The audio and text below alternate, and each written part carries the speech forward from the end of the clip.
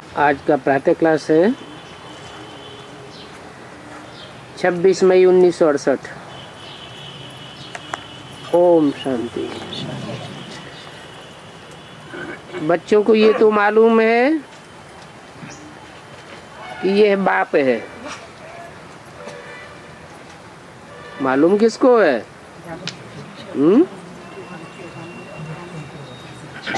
जो बच्चे बने हैं उनको तो ये मालूम है कि ये बाप है, इसमें डरने की कोई बात नहीं है। बाप से कोई डरना होता है क्या? और ये कोई साधु संत महात्मा भी नहीं है जो कोई गुस्सा करेंगे या बद्दुआ देंगे। उन गुरुओं आदि में तो बहुत क्रोध होता है,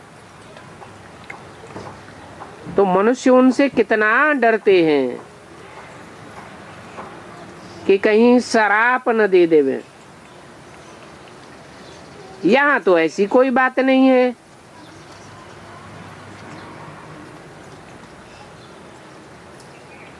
बाप से डरते वही हैं जो बहुत ही चंचल होते हैं। तो बाप कब गुस्सा भी करते हैं, परंतु यहाँ तो बाप कब बच्चों को गुस्सा आदि नहीं करते हैं, समझाते हैं। अगर बाप को याद नहीं करेंगे तो विकर्म विनाश नहीं होंगे। अपन कोई जन्म जन्मांतर के लिए घाटा डाल देंगे, नुकसान करेंगे। बाप तो समझा नहीं देते हैं कि आगे के लिए सुधर जाएं। बाकी ऐसे नहीं कि बाप नाराज होते हैं, बाप तो अटेंशन देते हैं, समझाते रहते हैं। एक तो बाप को याद करो और चक्कर को बुद्धि में रखो, दैवी गुणों को धारण करो, याद मुख्य है। बाकी षष्ठी चक्र की नॉलेज तो बहुत सहज है, वो है सोर्स ऑफ इनकम, परंतु उनके साथ दैवी गुण भी धारण करने हैं। इस समय तो दुनिया में है बिल्कुल आसुरी गुण, तो फिर उनको समझाना पड़ता है। बच्चों में आसुरी गुण होते हैं, मारने से तो कोई फायदा नहीं, और ही मारना करना सीख जाते हैं। वहां सत्संगों में तो सीखना होता ही नहीं है। यहाँ तो माँ बाप से बच्चे सभी कुछ सीखते हैं। एक दुनिया में तो माँ बाप से विकार में जाना भी सीखते हैं।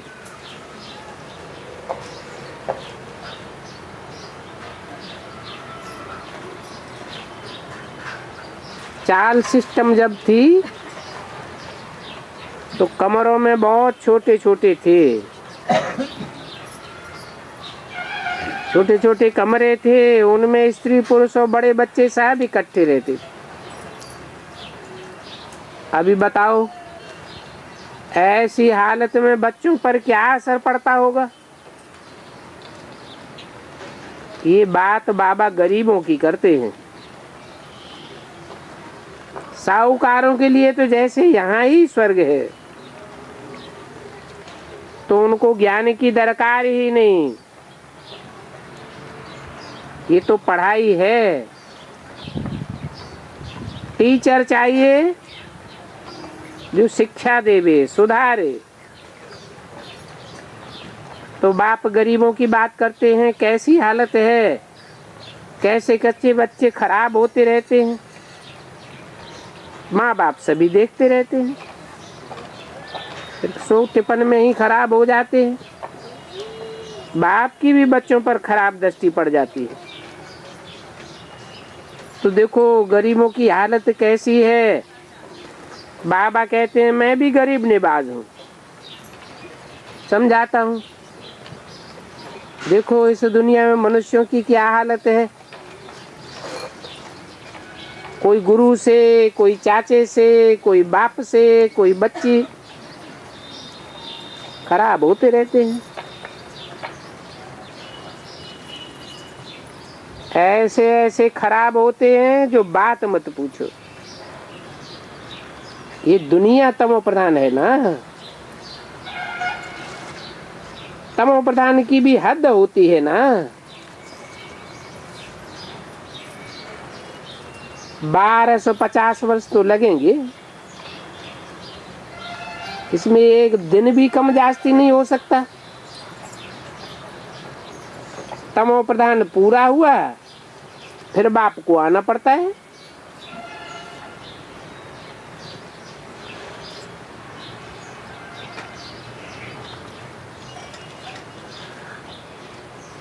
तो अभी तमो प्रधान पूरा हुआ कि अभी और चल रहा है, और बढ़ना है?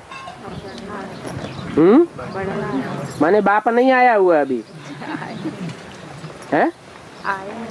अभी तो बोला तमो प्रधान पूरा हुआ, फिर बाप को आना पड़ता है। पूरा हुआ, पूरा हुआ और बढ़ता जा रहा है। तमो प्रधानता तो और ही बढ़ती जा रही है। तो बाप को आना पड़ता है का मतलब प्रत्यक्ष होने की बात है। जैसे बच्चा है, पहले बीज रूप में है, फिर वो गर्भ बन जाता है, पिंड बनता है, फिर आत्मा प्रवेश करती है।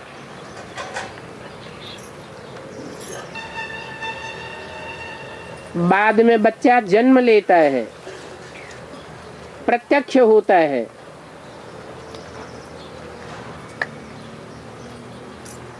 तो प्रत्यक्षता में भी टाइम लग जाता है। प्रवेशता को प्रत्यक्षता भी नहीं कहा जाता। गुप्त है तो प्रत्यक्ष नहीं है। कहेंगे ज्ञान गर्भ काल है, तो अभी भी बाप बच्चों से कहते हैं, बच्चे मैं अकेला नहीं आता हूँ, मैं बच्चों के साथ आता हूँ। 3 बच्चे तो हैं सूक्ष्म वतनवासी, बाकी एक बच्चा ऐसा है जो मनुष्य सृष्टि का पहला पत्ता है। मैं अकेला प्रत्यक्ष होऊंगा या बाप बच्चे के साथ प्रत्यक्ष होगा? बाप बच्चे के साथ प्रत्यक्ष होता है। तो अभी भी तमो प्रधानता की अति नहीं हुई है। अति होगी और बाप को आना पड़ता है। कहते हैं मैं ड्रामानुसार बंधायमान हूँ, मुझे आना ही होता है। कितने शुरू में गरीब गरीब आए, साहूकार भी आए, बड़े बड़े साहूकार गरीबों के साथ कंधा मिलाकर बैठते थे। बड़े बड़े घर की बच्चियां भागी और वो उस समय कुछ भी लेकर नहीं आई। कितना हंगामा हो गया।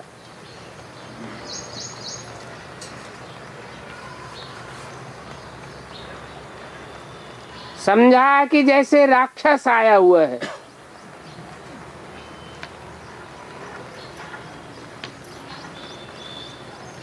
घर घर में रोदन, हाय हाय मच गई। बाबा ने लंबी हिस्ट्री सुनाई। ड्रामा में जो होना था सो हो गया। ख्याल भी नहीं था कि ऐसे होगा। बाबा खुद बंडर खाता था, ये क्या हो रहा है। रात रात को बालकनी से कूद कर आ जाते थे और किसी को मालूम भी नहीं पड़ता था। वो बेचारे नींद में ही सोए रहते थे। सुबह को उठे तो देखे है ही नहीं। रात को 12-1 बजे सब भाग निकली, किसको पता नहीं पड़ा।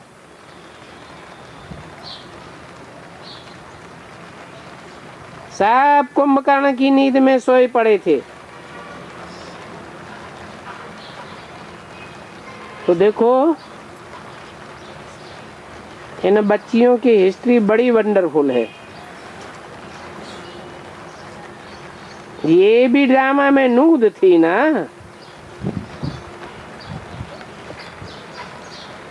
जो आदि में हुआ सो अंत में भी होना है। उस समय भी बाबा ने सभी को कह दिया कि चिट्ठी लिखवाए करके आओ कि हम ज्ञान अमृत पीने जाते हैं। उनके पति लोग विलायत से आए, बेचारे भूखे तो होते हैं ना। वो बोले बिख दो। ये कहे हमने ज्ञान अमृत पिया है, बिख कैसे दें। इस पर इन्हों का एक गीत भी है। बड़े झगड़े हो गए, बड़े बड़े आदमियों की रिपोर्ट निकली,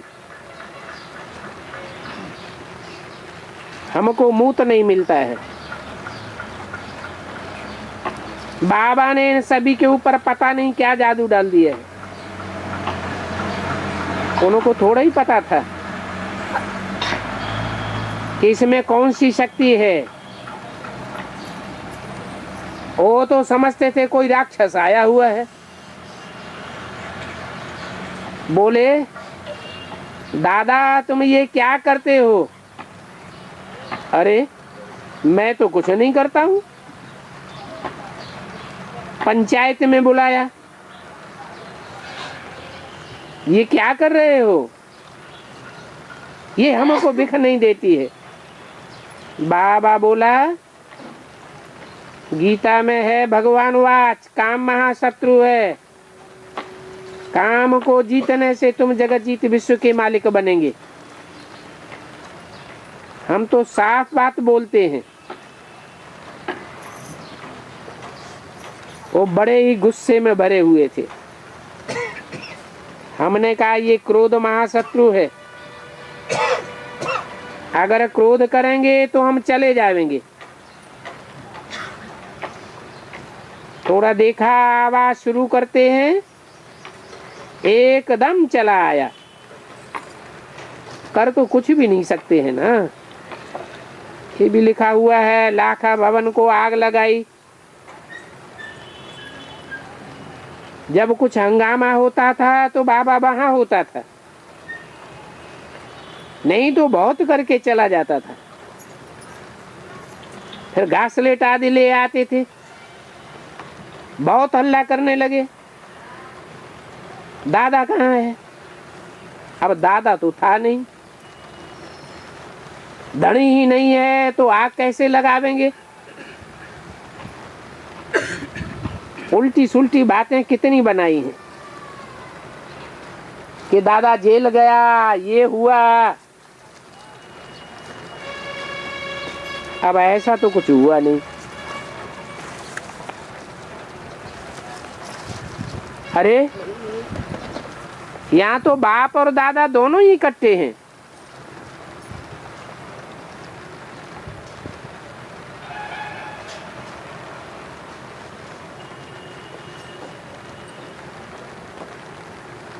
अखबारों में ऐसी ऐसी वाहियात बातें लिखते थे जो बात मत पूछो। जैसे कि चलिए खरिए लिखते हो। यहाँ अंदर रोज एक बच्चा पैदा होता है, खड्डे में डाल देते हैं। ऐसी बातें अखबारों में डालते रहे। बाबा बंदर खाते थे। अरे एक बार वो गड्ढा देखो तो सही। तो ये हैं सभी वंडरफुल बातें। अमेरिका से भी अखबार में निकला, भारत में एक जवाहरी पैदा हुआ है जिसको 16,108 रानियां चाहिए, परंतु उस समय हमारे सत्संग में तो 400 थी। तो लिखा उनको तो 400 मिल गई है। अभी बाबा तो कुछ नहीं कर सकते थे। ये कहे हमने थोड़े ही इनको भगाया है, ये तो आप ही भाग कर आई है। बड़ी वंडरफुल खेल है। इसको कहते हैं कृष्ण के चरित्र। नाम कृष्ण का डाल दिया है, कृष्ण के चरित्र लिख दिए हैं। है कुछ भी नहीं। कृष्ण की तो बात हो नहीं सकती। तो ये सभी ड्रामा में नूंद है, नाटक में भी ये होता है। हंसी कुड़ी आदि होती रहती है। ये तो दोनों बाप कहते हैं हमने कुछ नहीं किया।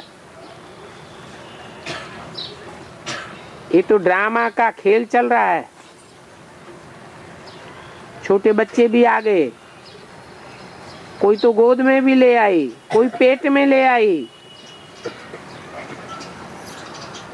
अभी तो देखो तुम कितने बड़े हो गए हो। बच्चों के नाम भी आए, फिर जो उनमें से भाग गए उनका वह नाम तो है नहीं, फिर उनका पुराना नाम शुरू हो गया। इसलिए बाबा कहते हैं कि ब्राह्मणों की माला होती नहीं है। माला तो भक्त लोग फेरते हैं। कलयुग में मालाएं हैं, संगम युग पर कोई माला ब्राह्मणों की होती नहीं है, किसी के पास भी नहीं है। कलयुग में हाथों में मालाएं होती हैं, सतयुग में भी माला होती नहीं। तुम्हारे पास भी कुछ नहीं है। पहले माला फेरते थे, अभी तुम हाथ भी नहीं लगाते हो। तुम जानते हो कि तुम तो माला के दाने बनते हो, वहां भक्ति होती नहीं। तो ये नॉलेज है समझने की, और है 1 सेकंड की नॉलेज। फिर उस 1 सेकंड की नॉलेज के लिए कहते हैं ज्ञान का सागर है। सारे सागर को कलम मस बनाओ और जंगल को कलम बनाओ तो भी पूरा नहीं हो सकता। और फिर है भी सेकंड की बात। अगर अलफ को जान गए तो बादशाही जरूर मिलनी चाहिए। तो अवस्था जमाने व पति से पावन बनने की बड़ी मेहनत है। बाप कहते हैं अपन को आत्मा समझ मुझ बेहद के बाप को याद करो। इसी बात में मेहनत है। तदबीर कराने वाला टीचर तो है, परंतु कोई की तकदीर में नहीं है तो टीचर क्या करेगा। टीचर तो पढ़ावेंगे, ऐसे तो नहीं कि रिश्वत लेकर के पास कर देंगे। ये तो बच्चे समझते हैं ये बाप दादा दोनों इकट्ठा है। ढेर बच्चों की चिट्ठियां आती हैं बाप दादा के नाम पर। शिव बाबा, केरा ब्रह्मा बाबा, बाप से वर्षा लेते हो इन दादा द्वारा। त्रिमूर्ति में भी है ब्रह्मा द्वारा स्थापना। अब ब्रह्मा को क्रिएटर तो नहीं कहेंगे।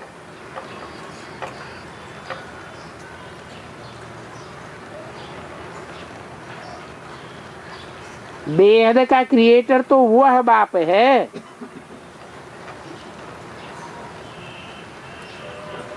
वह कह के दूर क्यों कर दिया?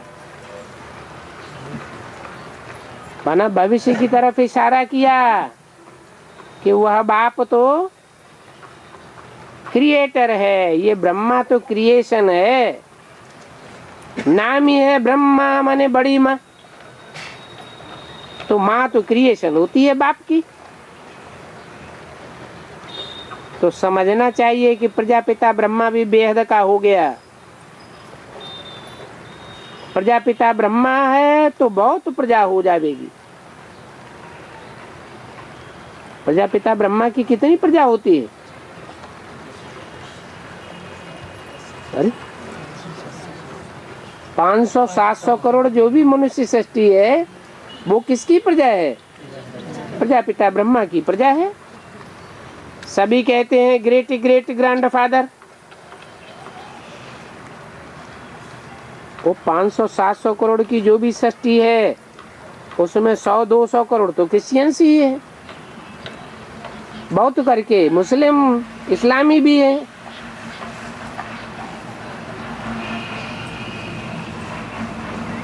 परंतु वो प्रजापिता ब्रह्मा तो सब ब्राह्मणों का बाप है। जो ब्राह्मण बनेंगे वो बाप को पहचानेंगे।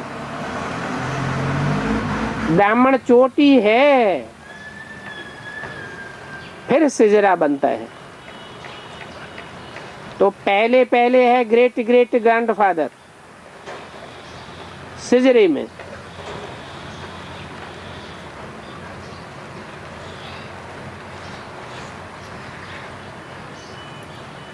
शिव सिजरे में नहीं आता है, पहले नंबर में नहीं आता है। वो क्या कहते हैं, जो नंबर में आवे वो सिजरे में आवे।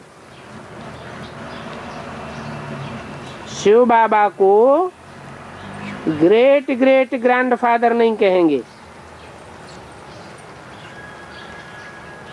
तो किसको कहेंगे? प्रजापिता ब्रह्मा को। वो तो सभी आत्माओं का बाप है। आत्माएं क्रिएट नहीं की जाती हैं।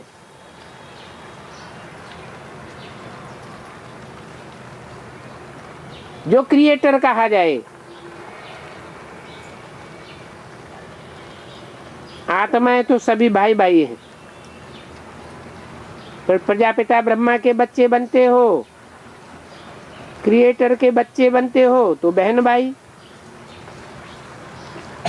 तो बेहद के सिजरे का प्रजापिता ब्रह्मा हो गया।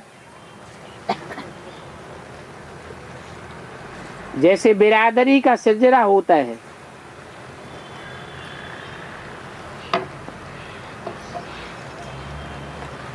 ये है बेहद का सिजरा। इनके हेड कौन हुए? अरे और धर्मों में इनका गायन है या नहीं है? क्या गायन है? अरे आदम और बीबी, एडम और ईव, कहेंगे ब्रह्मा सरस्वती। अभी सिजरा तो बहुत बड़ा हो गया और ब्रह्मा सरस्वती और उनके फॉलोअर्स तो बहुत थोड़े। झाड़ सारा अभी जर्जरीभूत हो गया है। तो बुद्धि में बात बैठती नहीं है, तो फिर जरूर नया चाहिए। इसको कहा जाता है वैरायटी धर्मों का झाड़, वैरायटी फीचर्स का सिजरा।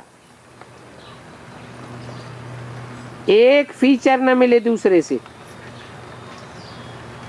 हर एक की एक्टिविटी का पार्ट एक न मिले दूसरे से। ये बहुत गुह्य बातें हैं। इन बातों को छोटी बुद्धि वाले तो समझ भी नहीं सकेंगे। बहुत ही मुश्किल है कि हम आत्मा छोटी बिंदी है, परमपिता परमात्मा भी बिंदी है। वो परमपिता बिंदी बाजू में आकर बैठते हैं। आत्माएं तो छोटी बड़ी होती नहीं है। बाप दादा इन दोनों का इकट्ठा वंडरफुल पार्ट है।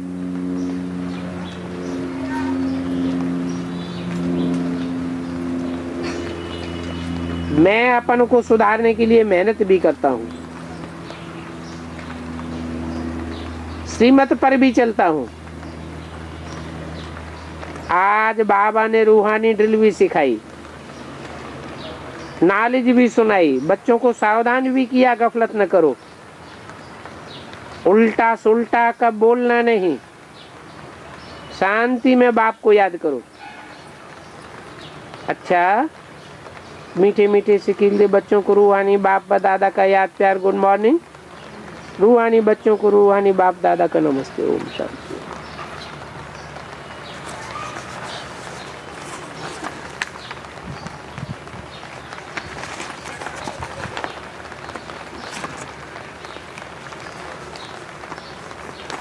छोटा सा रात्रि क्लास है।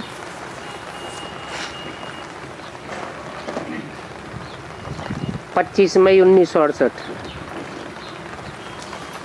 मीठे मीठे बच्चे जब यहाँ आते हैं तो समझते हैं कि हम बाबा के पास आए हैं, बाबा के पास आए हैं और बाबा से ही सुनते हैं। यहाँ की विशेषता क्या है?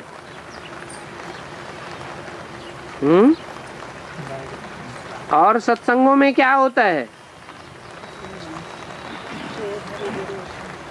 अनेकों से सुनते हैं और यहाँ एक बाप से सुनते हैं। जब अपने अपने सेंटर पर जाते हैं तो सामने बाप दादा नहीं बैठते हैं।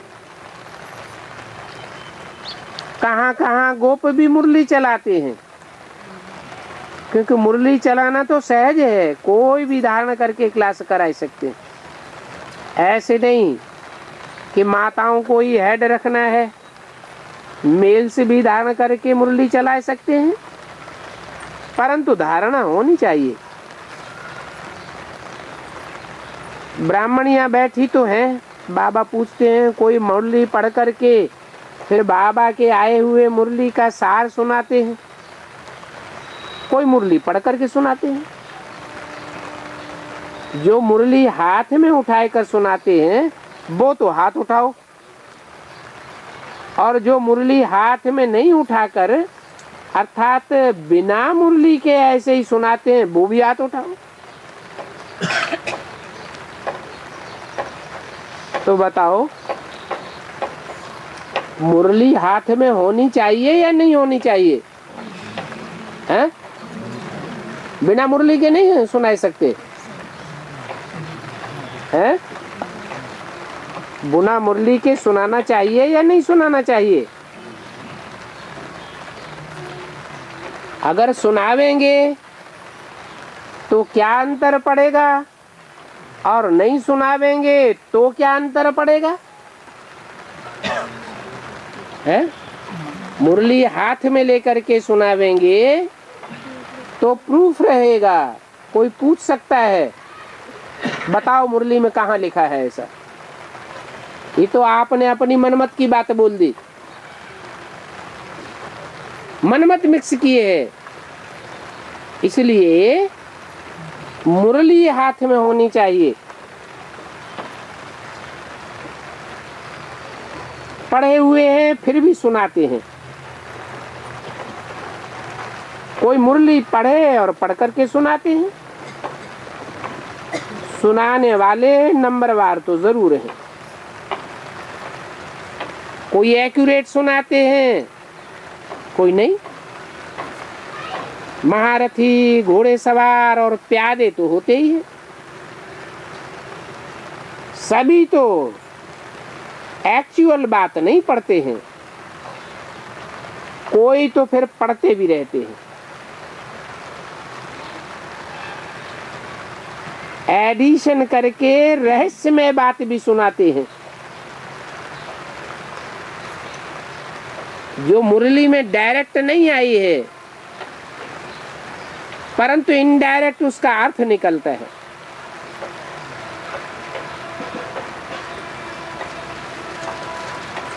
रसीले नमूने सुनाते रहते। अब सभी तो ऐसे नहीं समझा सकते हैं।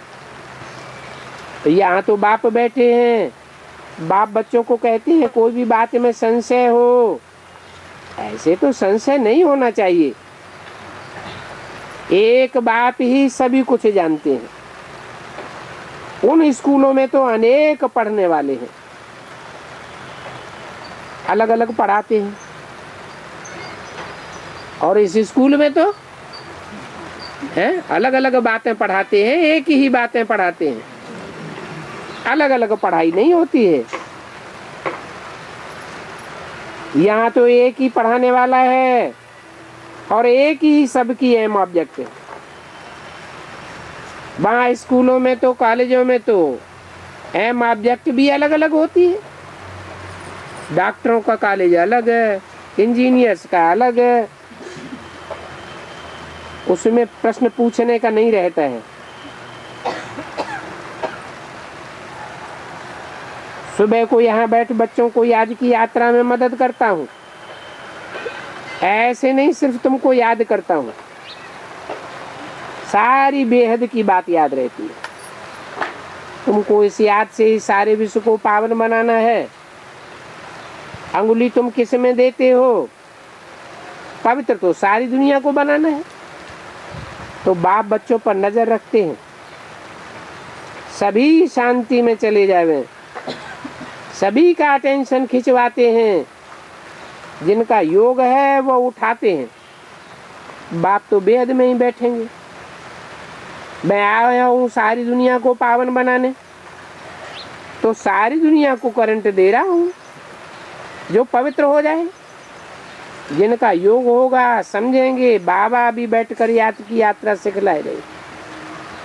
जिनमें विश्व से शांति, जिनमें विश्व, जिससे विश्व में शांति होती है, बच्चों को भी याद किया जाता है, वो भी याद में रहते हैं, तो मदद मिलती है। तो अच्छी रीति जो याद करते हैं वो थोड़े बच्चे हैं।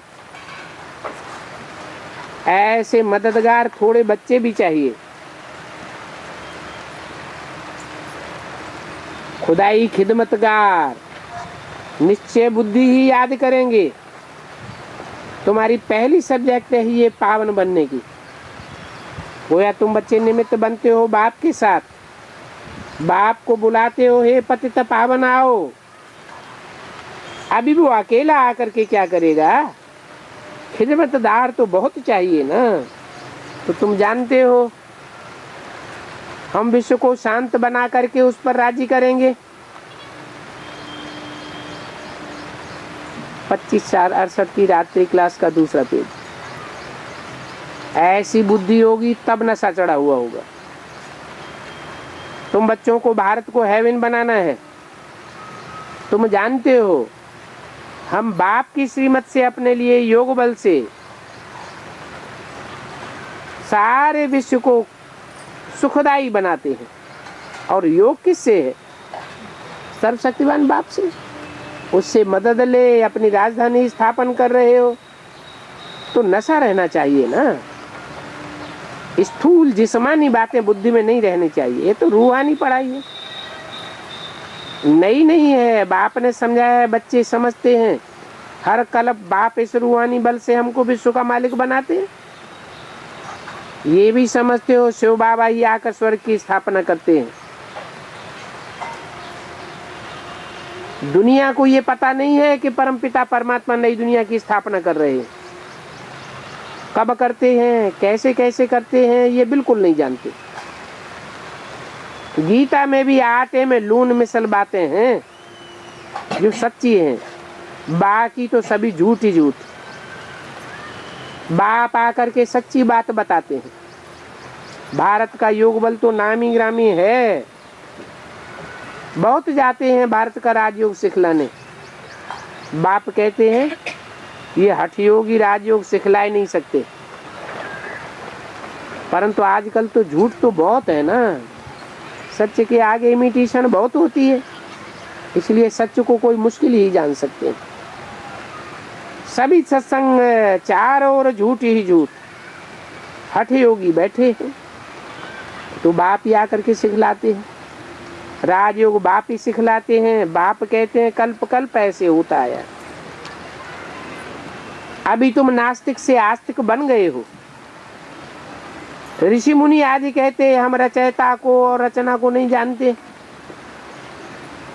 नेति नेति इसका अर्थ भी नहीं जानते। प्राचीन ऋषि मुनि ही नहीं जानते जो सतो प्रधान थे, तो आज के तमो प्रधान वो फिर कहां से उनके पास नॉलेज आई। गीता के ज्ञान को कोई नहीं जानते हैं। ये दादा भी बहुत गीता पढ़ते थे, अभी समझ मिली है। जानते हो दुनिया तमो प्रधान है, बिल्कुल ही बेसमझ। भारत समझदार था, भारत पर ही खेल है। दूसरे धर्म कब आते हैं ये भी बच्चे समझते हैं। पूर्व वतन सूक्ष्म वतन को भी तुम समझ गए हो। तुम जाते हो सूक्ष्म वतन से होकर के, जब आते हो तो सूक्ष्म वतन की पहचान ही नहीं होती है। क्यों?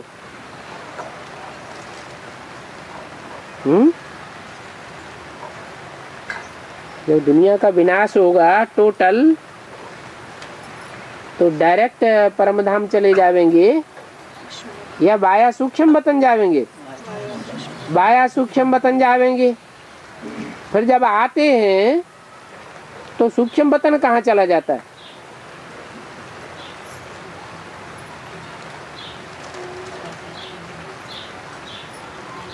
क्योंकि जब जाते हैं तो सूक्ष्म वतन माने मनन चिंतन मंथन की स्टेज। मनन चिंतन मंथन की स्टेज से जब तक गुजरेंगे नहीं, तब तक कोई को अपनी आत्मा के अनेक जन्मों का पता, अपने पार्ट का पता नहीं पड़ेगा। और जब परमधाम जाते हैं तो बीज रूप स्टेज में कोई आकारी स्टेज भी नहीं, साकारी स्टेज भी नहीं, बिंदु आत्मा। तो बिंदु आत्मा जब परमधाम से आवेगी, जब तक कर्म के बंधन में न बंधे, तो सूक्ष्म शरीर का बंधन कहाँ से आया? तो न सूक्ष्म शरीर होता है और न सूक्ष्म वतन होता है। कब? जब परमधाम से आत्माएं सारी साकार सृष्टि पर उतरती रहती है। अभी तो सिर्फ तुम ब्राह्मण को ही ये नॉलेज है, तीनों लोग की। देवताओं को तो ये दरकार ही नहीं रहती। क्यों? ये क्या बात हुई है? देवताओं को सूक्ष्म शरीर की दरकार नहीं रहती।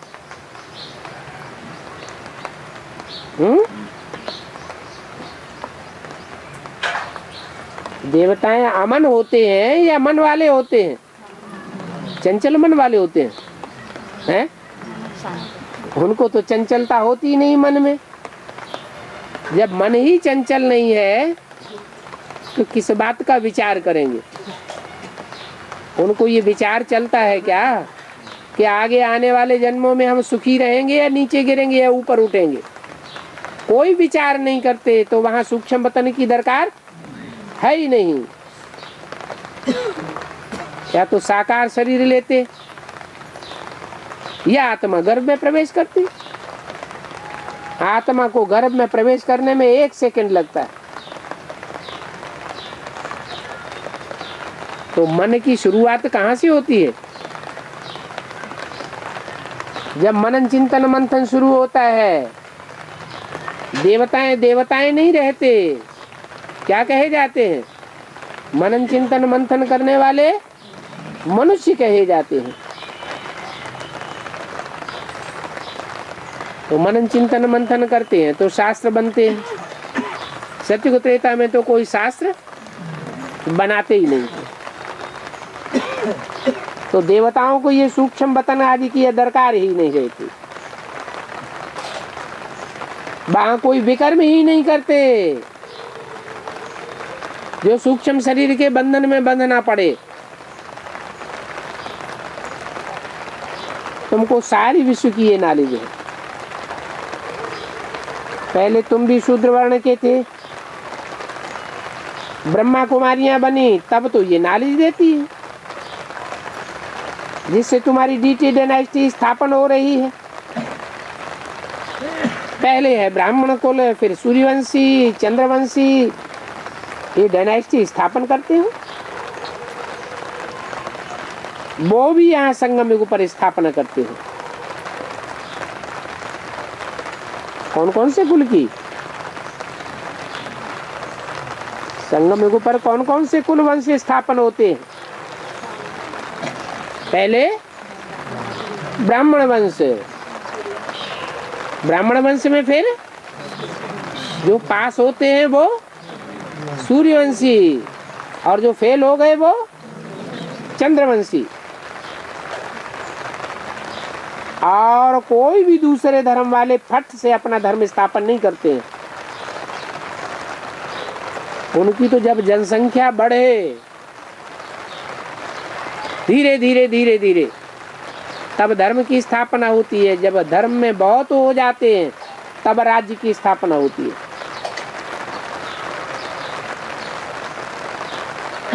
तो उन धर्म पिताओं को गुरु नहीं कहा जा सकता। बाप आकर धर्म की स्थापना करते हैं। बाप कहते हैं अभी सभी पर फुरना है। बाप की याद का जिसमें घड़ी घड़ी भूलें होती रहती हैं। पुरुषार्थ भी करते रहें तो धंधा आदि भी करते रहें और याद भी करते रहें। हेल्दी बनने के लिए बाप कमाई बड़ी जोर से कराते। समय सभी को भूला ना पड़े। हम आत्माएं जा रही हैं।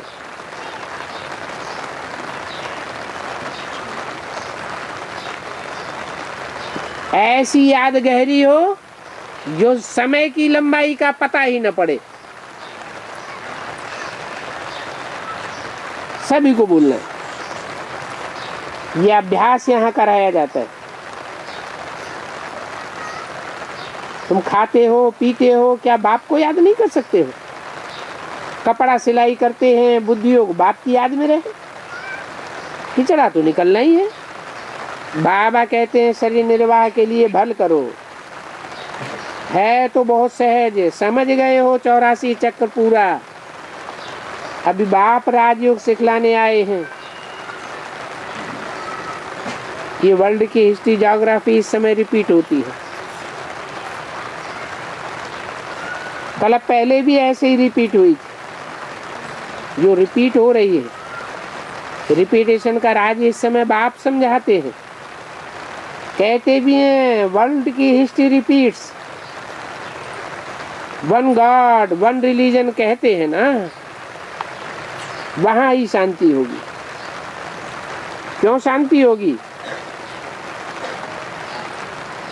जहाँ वननेस होती है, अद्वैत होता है, वो ही शांति होती है। जहाँ द्वैतवाद होता है वहाँ शांति हो नहीं सकती। द्वैत मना आसुरी राज्य, रावण राज्य, एक सिर का राज्य नहीं होता। तो देखो भारत पर ही सारा खेल बना हुआ है। भारत का ही आदि सनातन देवी देवता धर्म था, पवित्र प्रवृत्ति मार्ग था। फिर बाप आकर के पवित्र प्रवृत्ति मार्ग अभी बनाते हैं। हम सो पवित्र देवता थे, फिर कल्प कमती होता गया, हम सो शूद्र डायनेस्टी में आ गए। तो देखो बाप ऐसे पढ़ाते हैं जैसे टीचर लोग पढ़ाते हैं, स्टूडेंट सुनते हैं। जो अच्छे अच्छे स्टूडेंट्स होते हैं वो पूरा ध्यान देते हैं, कभी भी क्लास मिस नहीं करते हैं। ये पढ़ाई रोज चाहिए।